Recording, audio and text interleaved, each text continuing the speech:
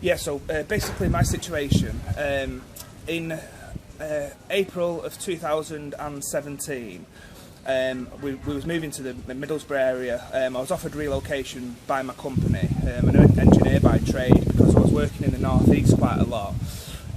We moved up here, we got a new house, new life, new start. We got the kids in a new school. And because of the stress of everything, unfortunately I was pulled over for drink driving, and I had the children in the car. Subsequently I was arrested for that, and the children were placed into temporary foster care.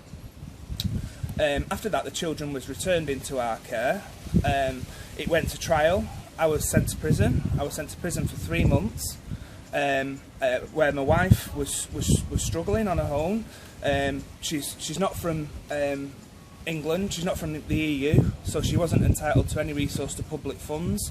She was constantly interrogated by social services, who was appearing unannounced every single day, appearing at meetings and things while I was in prison, so I wasn't there to look after the children or support my wife in any way, shape or form.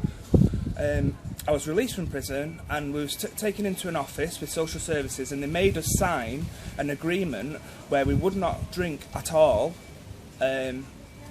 where we would not drink at all, or the children would be removed from our care.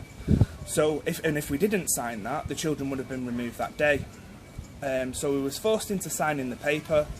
I'd recently come out of prison. I'd not been offered any support with regards to my alcoholism, and the children were in school one day, and me and my wife had been out. It was a nice day, and we had a few drinks. Now we came back.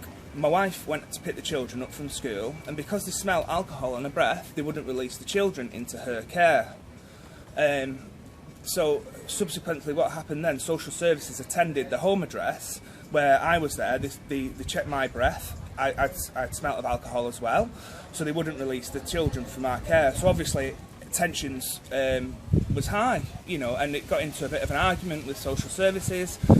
And social services phoned the police. The police came, and I didn't do anything to the police. They didn't respond in any way, shape or form, but they arrested me for assault on a police officer. Subsequently from that, I was charged, and I was set a court date. When I returned to the home address, the children wasn't there. They'd been taken into foster care. My wife was absolutely distraught. I then wrote a letter to social services and to the police, apologising for my behaviour, but they can understand if you take my children, I will defend them with my life, you know, and that's the way it was. It was quite a high, you know, tensions were high. I went into the magistrates. I pleaded guilty to assault on PC, and I shown the letter to the police, to the magistrate, who read that, and he actually explained to me that he did not want to convict me of any crime. He just wanted, because I'd done that letter and I'd been responsible for my actions that day and wrote that letter of apology to the police and social services, he would just give me a fine. So from then on, you know, that was it. I paid the fine and just returned home. It's been difficult for me to look for employment due to not having a driving licence. It's been hard to find employment due to my criminal record. We're in the process of discussing with the Home Office now about what's happening with my wife, and it's still going on now of what's actually happening, whether Nara can actually stay here in the country or she has to leave. So we've got that going on at the moment. Now what happened was, after the children was removed, it exacerbated our alcohol drinking because of the stress of the situation.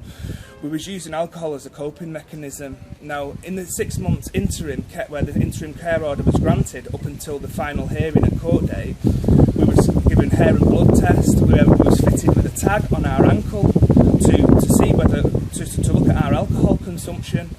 And subsequently, because of the stress of the situation, we were still offered no support by social services with regards to any intervention or any support services. We did that off our own back, but it was, by the time the 6 months had passed, it was too late by then. The final hearing come along, and then the judge saw on paper that we had drank when we've had this tag on for the 8-week period that we had it on. So the final hearing was made, and they decided that the children should be taken into long-term foster care. Now that was September 2018. Now we are in July 2019.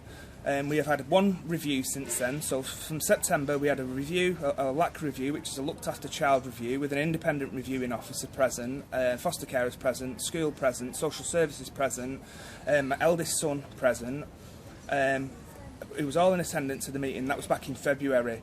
Now, from September till February, we abstained from alcohol. There was no instances of any other problems, and the independent reviewing officer was very proud and very optimistic and very sort of supportive of saying you've done really well up to this point, but not enough time has passed since September till February, which was only 6 months. We need to see it over a longer period. So we're going from February, and then I've just been to the IRO's office, and I found out now they've got a new LAC review on the 2nd of August at 10 o'clock in the morning, where we can attend and we can actually show now that we've actually sort of done 12 months, so 12 months has passed now. Now, in this period of time and throughout this process, our children never came to any harm. Because of the drink drive, there was the potential to cause harm. That's what they're basing the situation on. There was a potential, but nothing ever did happen. So we was made out to be alcoholics, basically, alcohol dependent, which we wasn't. We drink like any other people at weekend, but removing our children exacerbated the problem, and like I say, we was not offered any support by social services. Now we've done 12 months, we've been going to Alcoholics Anonymous, we've been engaging with CGL, we've been on parenting courses, we've done everything in our power that is physically possible to do as parents to have our children returned. Now we've been through a lot in the past 2 years, and you know, I think it comes to a point where we feel like we're not being rewarded with anything because our end goal obviously is to have our children returned, and we're just not getting anywhere, and it gets to a point where you just think you give up hope, because we feel like we're making all these changes in our life, all positive changes, nothing negative, and we just got nothing to show for it. Say using the media, say you don't do enough, is enough. Yeah, so that's my story, and you know, all I can do is just stay optimistic and just keep hoping.